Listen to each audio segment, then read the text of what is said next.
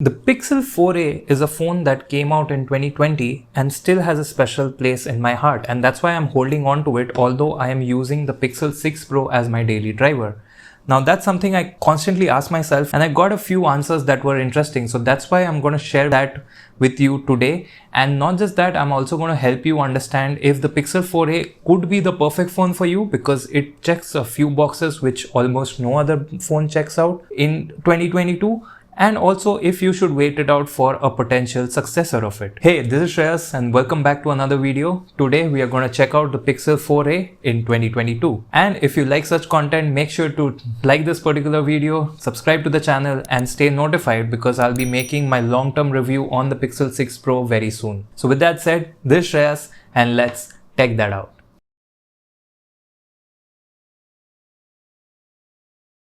Coming back to the question why I still hold on the Pixel 4a is because this is the first Pixel I ever owned. So I have a slight sentiment attached to it, which I did not have with a lot of other phones, but I still do because I really wanted a Pixel for a long time, but I could not have the right opportunity for it. And I made a specific video about it, which you can check out over here, about using the Pixel XL, which was kind of my dream phone when it came out. Now, this is a very boring phone for most people, but this was the only phone which kept me excited. This phone never felt boring. The price point is really attractive to a lot of people, especially in the West, in US, Canada and markets like that. Although in the market like India, it's not really a competitive pricing, because on paper specs is something that attracts people over here. Not just that, a lot of people actually gravitate towards larger screens because people tend to consume a lot of content on their screens. And this is like a small phone. But I know a lot of compact phone enthusiasts who were really excited and still excited about the Pixel 4a every time they see it. Not just that, even among general consumers who were my friends, loved the form factor of it. They did not look for the best performance, they did not look for the best battery life, they did not look for the best cameras, but this is a phone that nailed all the fundamentals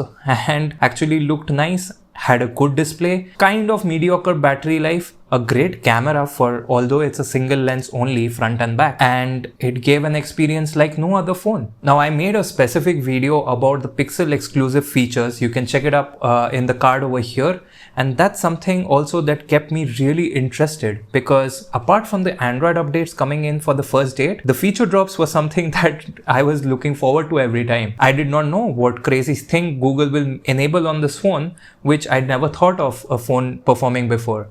Now, be it the heart rate checker, be it astrophotography, although it launched long back, there were a lot of features that were enabled on the Pixel 4a that still kept it interesting for a software enthusiast like me.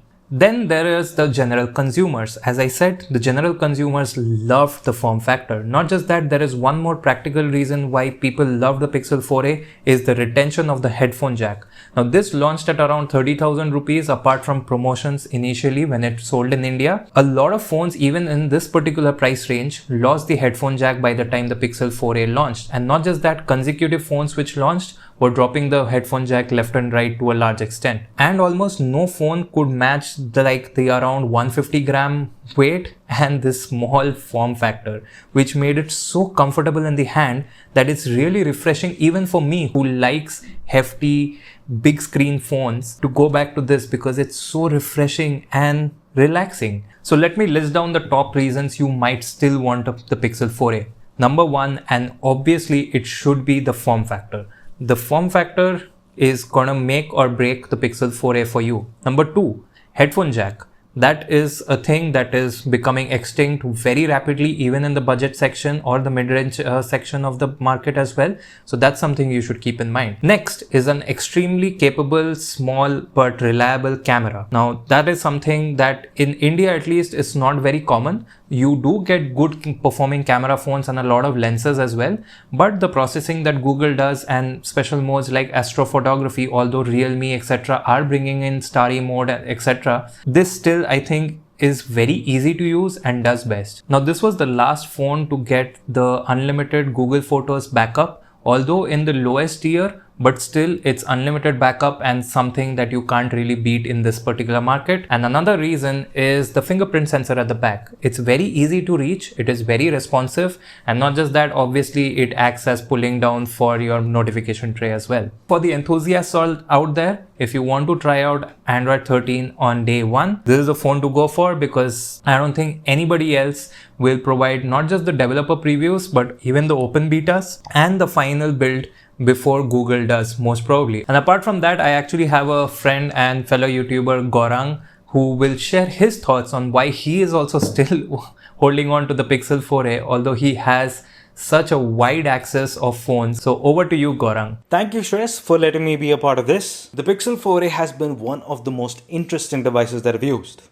All because of the fact that all the choices that have been made for this device and just how I do not want to part from it. I always say that your experience with a smartphone matters the most, more than anything else. That's all because even if you're using the most powerful phone, at the end of the day, if the experience with it is not right because it has a bad design, the software is ugly or has bloatware, or the camera has a big sensor but bad processing, you would not like it. You would not feel good about that device. What the Pixel 4a does is it gets most of the aspects which form the integral part of the experience right.